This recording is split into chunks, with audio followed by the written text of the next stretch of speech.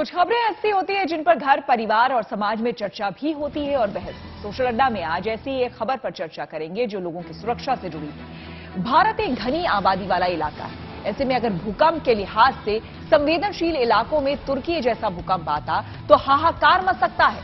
Delhi NCR में भी बहुमंजिला इमारतों की भरमार है।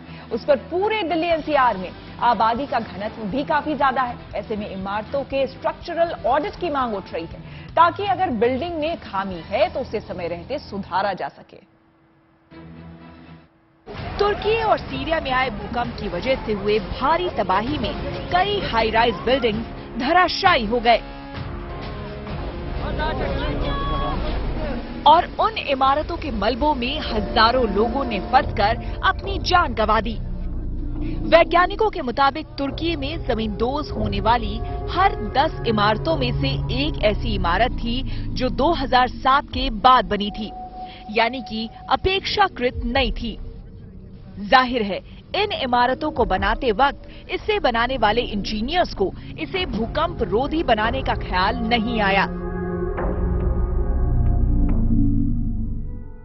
It's really difficult, and not only the buildings damaged, but the infrastructure, roads, and the bridges, especially in the mountains.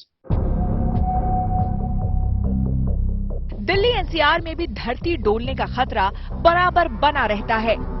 यहाँ जिस तरह से गगनचुंबी इमारतें बन रही है, उसको देखते हुए लोगों के जहन में ये सवाल हमेशा गूंजता रहता है कि अगर तुर्की जैसा भूकंप दिल्ली एनसीआर में आया तो क्या होगा।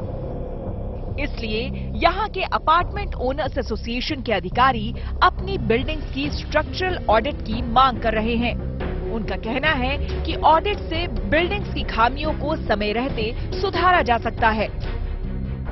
हमने ये बात कई बार ये उठाई कि भाई इस पे स्ट्रक्चरल ऑडिट, प्रॉपर एक थर्ड पार्टी ऑडिट होनी चाहिए। दूसरा, कई बार सामने ये भी आया अथॉरिटी में हम लोगों के सामने कि जो सर्टिफिकेट एक दी जाती है इन्हें आईआईटी रुड़की वगैरह का, वो सर्टिफिकेट भी प्रॉपर नहीं है। इसके अलावा 17 दिसंबर 2020 को 4.2 रिक्टर स्केल पर तीव्रता मापी गई। 29 नवंबर 2022 को 2.5, 12 नवंबर 2022 को 5.4, 1 जनवरी 2023 को 3.8, 24 जनवरी 2023 को 5.8 तीव्रता के भूकंप के झटके महसूस किए गए। बिल्डिंग के निर्माण से जुड़े आर्किटेक्ट के मुताबिक इमारतों को लंबी अवधि तक दुरुस्त रखने के लिए स्ट्रक्चरल ऑडिट बेहद जरूरी है। अभिषेक आनंद के साथ Milan Sharma, Delhi, good news today. High rise की ऑडिटिंग की मांग क्यों है और लोग इस पर क्या राय रखते हैं, चलिए सोशल अड्डे में इस मुद्दे पर बात करते हैं। क्या कुछ हालात हैं, बिल्डिंग्स बाहर से ही दिखाई पड़ रही हैं कि सीपेज बहुत जबरदस्त है। जिस तरह से तुर्की के हालात देखे, डर लग रहा है। देखिए, तुर्की हो या जहां भी भूकंप आता है ना, जब आता है तब हम लोगों की नींदें उड़ जाती हैं, सांसें रुक जाती हैं। और यहाँ पर नोएडा एक्सटेंशन जहाँ हम लोग खड़े हुए हैं, यहाँ 2009 से बिल्डिंगें स्टार्ट हुआ और लाखों की तादाद में फ्लैट हैं। यहाँ पे 3 लाख के करीब फ्लैट हैं और हम लोगों को ये चिंता सताती रहती है कि जो बिल्डरों ने अपने प्रॉफिट के लिए मकान यहाँ पर बनाए, बायर्स को दिए, उनमें कई खामियां हैं। आप लोग करते रहते हैं, न्यूज में कवर करते रहते हैं।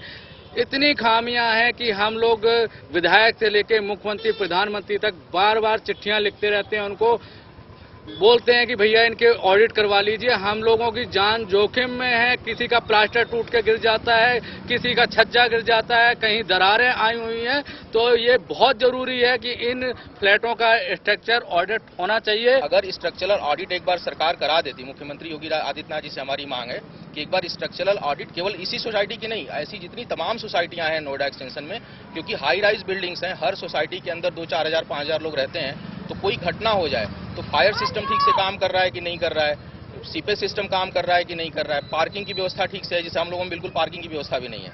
तो ऐसे में अगर आज के डेट में कोई दुर्घटना हो जाए तो बहुत हैवोक क्रिएट हो जाएगा और जो नेचुरल क्लेमिटी से जो नुकसान होगा उससे कम नुकसान लापरवाही की वजह से, उससे अधिक नुकसान लापरवाही की वजह से होगा। क्या हादसों का इंतजार कर रही है अथॉरिटी या बाकी डिपार्टमेंट?